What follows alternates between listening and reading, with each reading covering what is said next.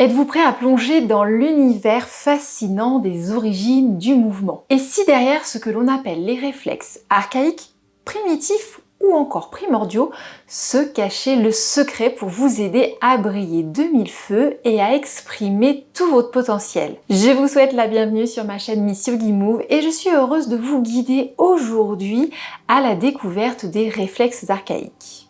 Les réflexes archaïques, c'est quoi exactement? Alors tout d'abord, un réflexe, c'est une réaction involontaire, automatique et immédiate à une stimulation. Le plus souvent, il s'agit d'une réaction motrice. Le corps va effectuer un mouvement, comme par exemple lorsque l'on approche sa main d'une source de chaleur, on va la retirer rapidement pour éviter de se brûler. Ou bien lorsque le médecin tape avec son diapason sur le tendon rotulien, la jambe va effectuer un mouvement d'extension si tout va bien. Mais cette réaction peut aussi être vasomotrice ou sécrétoire. Et archaïque, cela signifie qui est très ancien. Donc un réflexe archaïque, c'est un mouvement involontaire en réaction à une stimulation que l'on retrouve dès le stade embryonnaire à partir de 5 semaines de vie intra-utérine.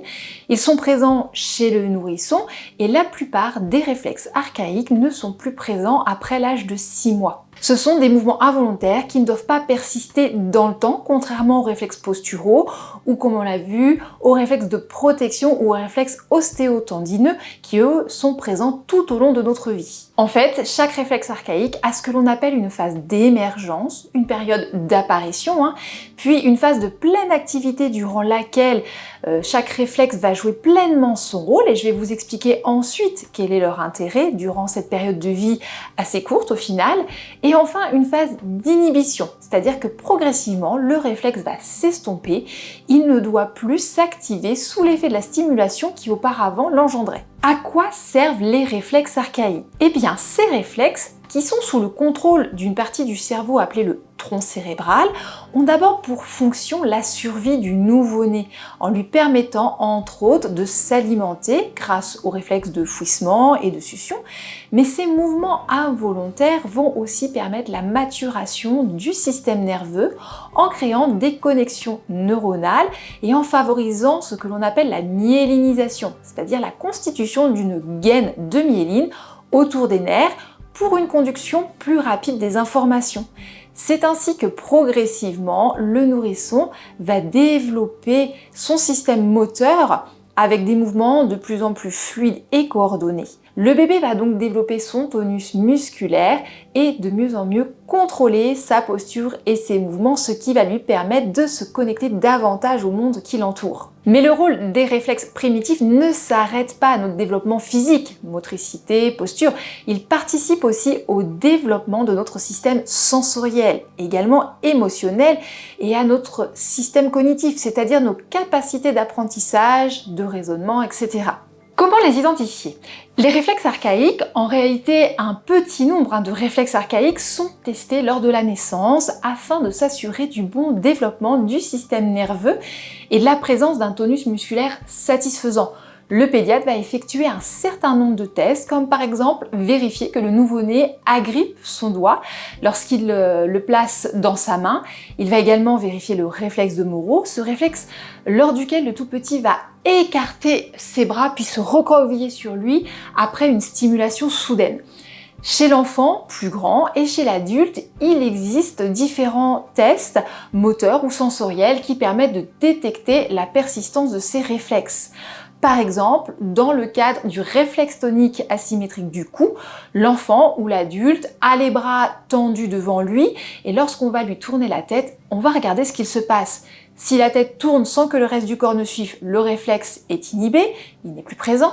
En revanche, si l'on constate que les bras tournent, tombent, le réflexe est encore là. Pourquoi certains réflexes persistent? Alors tout d'abord, certains réflexes peuvent ne pas s'inhiber à cause de facteurs survenus durant la période intra-utérine ou durant les premiers mois de vie de l'enfant. Une pathologie de la maman, du stress également, une pathologie du nouveau-né lui-même. Cela peut parfois être lié au mode de naissance. Un déclenchement, une césarienne, ce qui ne veut pas pour autant dire qu'un enfant venu au monde par césarienne aura forcément un problème d'intégration de ses réflexes et qu'un enfant qui, lui, aurait eu la naissance la plus physiologique qui soit, aura tous ces réflexes qui s'intégreront sans problème, car tout l'environnement du bébé par la suite a aussi un impact. C'est pour cela qu'il est très important que le nouveau-né grandisse autant que possible dans un milieu serein, qu'il ait la possibilité d'explorer son environnement au maximum sans pour autant le surstimuler. Il faut savoir aussi que les réflexes archaïques peuvent ressurgir à la suite d'une lésion du système nerveux, par exemple suite à un traumatisme crânien, un AVC, une pathologie dégénérative. Et bien entendu, le vieillissement peut également favoriser leur réapparition. Quelles sont les conséquences d'un réflexe non intégré? Alors pour cela, je vais vous donner quelques exemples précis. On va parler du réflexe de Moro. Celui-là, c'est mon préféré car c'est un réflexe que l'on retrouve chez un très grand nombre d'enfants et d'adultes. Et c'est d'ailleurs un réflexe qui était très actif chez moi sans que je le sache à l'époque et je vous raconterai une petite anecdote. Le réflexe de Moro, c'est un réflexe qui constitue une réaction involontaire de l'organisme face à une menace. Il peut être déclenché par une stimulation soudaine, comme un changement de position de la tête, un bruit, un changement de luminosité. Le bébé ne pouvant pas encore analyser si cette stimulation constitue une réelle menace ou non, va écarter ses bras et ouvrir ses mains avec une inspiration soudaine, puis va ensuite ramener ses membres près de son corps et fermer ses poings. Ce réflexe est le premier stade de nos réactions de fuite ou de lutte qui peuvent s'activer plus tard lorsque l'on doit faire face à un véritable danger. Ce mouvement, c'est aussi celui que chaque bébé est censé faire au moment de sa venue au monde et qui l'aide à prendre son premier souffle. Chez le bébé, il va permettre d'alerter, mais il est impératif qu'il s'inhibe entre 2 et 4 mois environ pour évoluer vers un réflexe de sursaut mature et non vers un réflexe de sursaut exagéré. Lorsque ce réflexe n'est pas totalement inhibé, l'enfant, voire même l'adulte, aura une hypersensibilité sensorielle et va se retrouver plongé dans un état de vigilance et d'alerte constant. De ce fait, l'organisme va stimuler la production d'adrénaline et de cortisone, les hormones du stress, mais également hormones qui sont censées aider l'organisme à combattre les allergies, les infections. Du coup, avec un tel réflexe actif, on peut se retrouver plus souvent malade, avec davantage d'allergies. On va aussi beaucoup plus s'épuiser car le corps est tout le temps en alerte. Alors certes, le fait d'être en permanence en mode vigilance fait que les enfants et les adultes ayant ce réflexe encore actif peuvent être très imaginatifs, observateurs, curieux, mais l'hypersensibilité peut conduire à surréagir aux différentes sources de stimulation et du coup entraîner soit un besoin de se mettre en retrait, de se couper du monde extérieur pour échapper à ces stimulations trop intrusives, soit devenir agressif, à avoir besoin de tout contrôler car le danger guette. Alors pour la petite histoire, au début où mon mari et moi on se fréquentait, lorsque nous sortions déjeuner ou dîner quelque part, il me reprochait souvent de ne pas le regarder et d'épier tout le monde. J'avoue que lorsqu'il m'a répété ça plusieurs fois, je me suis interrogée. Car ça, j'avais toujours eu du mal à fixer les gens dans les yeux, et ça peut venir d'un autre réflexe que je ne vais pas aborder en détail ici, qui est le réflexe de paralysie par la peur. L'autre réflexe qui met en place notre système de défense. C'est celui qui plus tard nous permet de prendre la décision de nous figer plutôt que de fuir ou de combattre. Mais du coup, épier les gens, franchement, ce n'était pas mon genre, mais je me suis aperçue qu'effectivement, mon regard balayait en permanence mon environnement. Et c'est donc à la suite de mes formations en réflexe archaïque que j'ai compris que le réflexe de Moro était mon grand copain et qu'effectivement j'étais tout le temps en mode hypervigilance, d'où peut bien venir le danger. On passe maintenant à un réflexe qui va peut-être vous faire penser à quelqu'un. Si je vous dis arrête de gigoter, concentre-toi, oh, il fait encore pipi au lit. On va parler du réflexe de Galland. Lorsque l'on stimule la colonne au niveau paravertébral, donc sur le côté de la colonne, depuis les côtes vers le bassin, l'épaule et la hanche du côté stimulé se rapprochent l'une de l'autre. Et chez le bébé, lorsque l'on stimule la colonne de chaque côté en même temps, cela peut provoquer la vidange de la vessie ou du rectum. Ce réflexe de Galland aurait pour rôle, durant la grossesse, de faire ressentir les vibrations du son au fœtus, puis de l'aider au moment de la naissance en lui permettant de bouger et de se frayer un chemin vers la sortie. Une fois bébé né, il va l'aider un peu plus tard à se retourner, à ramper, à se déplacer à quatre pattes en favorisant la coordination du haut et du bas du corps et en l'aidant à stabiliser son bassin. Si ce réflexe persiste, cela pourrait expliquer certains cas d'énurésie, le pipi au lit, mais aussi le fait que certains enfants sont sans cesse en train de gigoter, ont du mal à rester assis. Donc pour se concentrer, forcément, c'est plus compliqué. Cela peut aussi provoquer chez certains un inconfort tactile, une gêne avec les vêtements trop serrés à la taille. Ce réflexe, du fait du rapprochement qui l'entraîne entre le bassin et l'épaule, peut également conduire à de mauvaises postures et à des problèmes de dos. Maintenant, parlons du réflexe tonique labyrinthique. À la naissance, lorsque l'on incline la tête du bébé vers l'avant, eh bien le bas du corps lui aussi va se fléchir. A l'inverse, si la tête part en extension, le bas du corps aussi.